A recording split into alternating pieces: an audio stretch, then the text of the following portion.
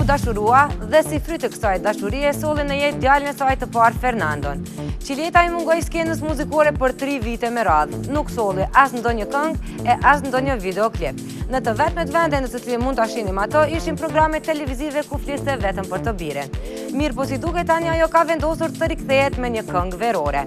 Çfarë ka të re te Qiljeta dhe si po arrin t'i bëj ballë edhe jetës familjare e edhe karrierës, e ndjekim bashkë nga materiali përgatitur nga kolegu ynë Florian Halili.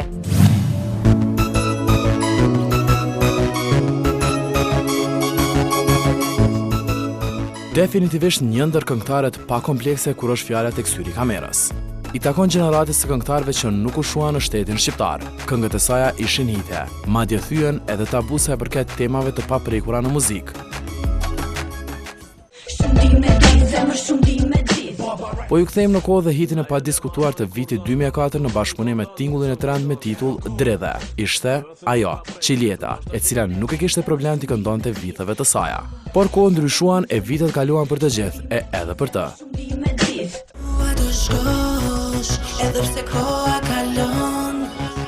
Sot, ajo vazhdon të jetojnë në Tiranë së bashku me djalin e saj Fernandon, që e pagëzoi me këtë emër për shkak të babait Fernand. Këngëtarja 29 vjeçare është po e njëjta në dukje, por jo edhe në prodhimtarinë muzikore. Ku tret qilli? Shiko, të bësh nën nuk është një gjë kaq e thjeshtë. Normalisht duhet marrësh përsipër obligimet e fjalës nën. Dhe duke qenë që djali im erdhi nga një dashuri shumë e madhe, nuk ishte diçka e rastësishme në jetën time. I mendova mirë gjërat përpara se ta sillja në jetë djalin tim. Prandaj dhe kjo është arsyeja që jam shkëputur totalisht nga kënga, le të them, për momentin. Kemi parë yjet botëror që pas lindjes morën përsëri nën kontroll linjat e tyre trupore. Qiljeta gjatë shtatzanis u shëndosh për plot 10 kg. Por nuk i zgjati tepëricës së trupit të saj. Shpejt dhe efektshëm largoi duke në shëmtuar duke rikthyer linjat e dikunshme. Është vështirë sepse kur jam mësuar gjithkohë në televizion dhe për më tepër ti je në qendër të vëmendjes, momenti që ti fillon dhe vë kilogram më shumë psikologjikisht është një lloj stresi për femrën. Është për një femër të thjeshtë ai stres, jo për një femër që është në ekran gjithkohë. Por që unë kam pasur fatin e mirë që Fernando ka qenë një bebe e mbar, sepse nuk më vuri shumë shëndet, them të drejtën. Vura diku ke 10 kg në gjithë shtatzanin time, që i kisha shumë kollaj t'i hiqja mbrapa. Këngëtarja nuk është parë të ekspozoj babain e fëmijës të saj në media, gjithmonë e vetme ose me fëmijën në krah, por jo me atë të cilin i mori zemrën. Unë kam një të lumtur bashkëshortore, dhe lumturi më të madhe e di pse e kam, sepse përveç faktit që i më bërë me fëmijë të tjerë dashurisë tonë, fakti që ai nuk është i ekspozuar. Sepse po t'ishe i ekspozuar, atëre sigurisht do fillonin në probleme të ndryshme. Është një eksperiencë që unë kam kaluar përpara në një marrëdhënie time tjetër të gjatë, pjesën e mediave.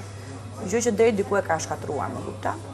Tash bëhet fjala për familje, nuk bëhet fjala më për një lidhje. Dhe kjo ka qenë një zgjedhje e imja dhe e Tomasit.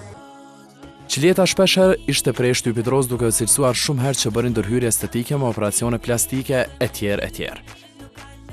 Sigurisht mbas lindjes është pak e vështirë që barku do të ikë 100%, mund të dobësohesh, pa e pjesa e barkut ngelet pa.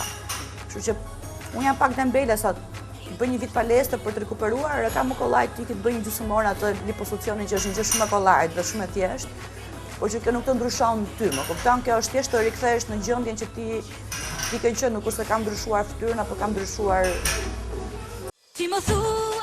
Sa i përket këtyre shkrimeve, e fundit që u bë ishte që këngëtarja zvogloi xhirin e saj, gjë për cilën edhe dallohet. Kjo për shkak që i dëmton boshtin kurrizor për mallsinë që ka. Po ja kamerën përballë keni. Ja.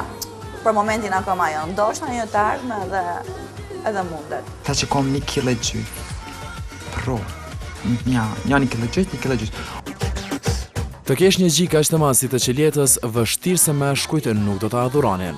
Pothuajse të gjithë do donin që të ishin në vendin e bebushit të saj kur është fjala për xhirin. Po Nando i vogël, sa kohë qëndroi në xhirin e nënës? 4 muaj. Aq ka dashur ai. se unë do t'jam bëja rreth një vit. Me dëshirë, po ai vetë ishte që e la gjirin. Këngëtarja në fjalë është e lumtur, tamam e lumtur? Më shumë se kaq. Faleminderit Allahut, kështu që. Shumë herë Çiletën e kemi dëgjuar teksa e lutet Allahut ose falenderon atë për të mirat në jetën e saj, por në këmbën e saj mbartin tatu që është simboli i fesë katolike, kryqen, dhe para me të dytën bien automatikisht në kundërshtim. Ishte një periudhë që kisha shumë dëshirë të bëja një tatuazh dhe nuk dija se çfarë të bëja. Dhe ja pash asaj në televizion dhe okay, të nesër një ka diktë dhe e bëra pa e menduar. Dhe mbas dy ditëve kam më thënë, oh mos, se unë jam muslimane. Po të kam shumë sinqert për këtë pjesën, se dhe mund të gënjeja, po. Dhe, okej, u ktheva në Shqipëri dhe vajta tek një tatuazher shumë e mirë dhe i thash mund të ma kthesh të kryqin në një diamant. Më tha jo, sepse do të ngjej shumë shëmtuar, sepse është shumë e hollë si tatuazh dhe do erësohet dhe do të ngjej si një gjë e zezë në këmbë. Dhe, okej, pastaj mësova më atë idenë dhe Zoti i fal njerëzit të penduar. Kështu thuhet në Kur'an. Sa përket kësaj teme, këngëtarja kishte të shtonte edhe diçka që të sqarohet një herë mirë puna e besimit të saj. Është tjetër gjë të jesh një muslimane e devotshme, sepse po të isha një muslimane e devotshme, do isha me mbuluar me shamin dhe do isha në skenë sot. Dhe është tjetër gjë të jesh një besimtare në Allah dhe ai sa ti ke mundësi dhe ai sa ti e ndjen detyrimin i bën ato gjërat që ke mundësi t'ja dedikosh Zotit. Përveç asaj, tatuja Çileta në trupin e saj ka edhe 2 tatu, një në bel e një në krahërorin e saj të majt, e cila është dedikuar djalit të saj me mbishkrim Shine Like a Diamond, Fernando. Pas kësaj interviste ne u drejtuam për të vazhduar në një nga qendrat hektare ku këngëtarja kalon kohën e saj me blerjen dhe arktimin e Fernandos. Rrugës për në qendër zbuluam edhe super energjinë e djalit i cili gatshëm në çdo sekond për lojë tregonte pjesët nga hreja e tij. Madje kaq i vogël ngjallte edhe interesim për të bërë një vozetës i Zotit. U drejtuam në qendër e madje takuam edhe Blendi Fevzion. Më pas vazhduam për në lokalin ku këngëtarja furnizohet me veshjet e markave më në emër për të birën e saj. Zgjodhi e me vete mori në koleksion të tërë. Por voglushi më i afërt u pa me topin sesa me Armanit, Gucci't e Burberryt.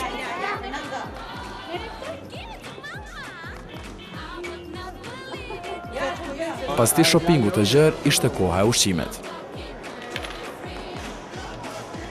Çileta do të na thot disa fjalë edhe për muzikën, profesionin e saj që e bëri ku është sot, të njohur për publikun anën banku ka shqiptar. Spankers Shake It, titullohet kënga, është një bashkëpunim i Dismeje, Adam Clay, Luke Degree, Navigator MC, edhe Paolo Ortelli, që është një nga DJ-t më të famshëm në Itali, që e ka realizuar këtë këngë. Në Shqipëri ende nuk ka ardhur, sepse gjithmonë dihet në Shqipëri vinë që gjërat më me vonesë. Kjo është nga që unë e kam realizuar dhe ka dalë tashmë. Ndërsa për sa i përket tregut në Shqipëri, kam prap një bashkëpunim me Adam për tregun shqiptar për këtë verë. Përveç kësaj, ajo do realizoj edhe klipin e kësaj kënge që do e ketë me bashkëpunim, me produksionin shqiptar Max Production. Se si do dalë e çfarë bumi do të bëj, do të na tregojnë muajt e radhës.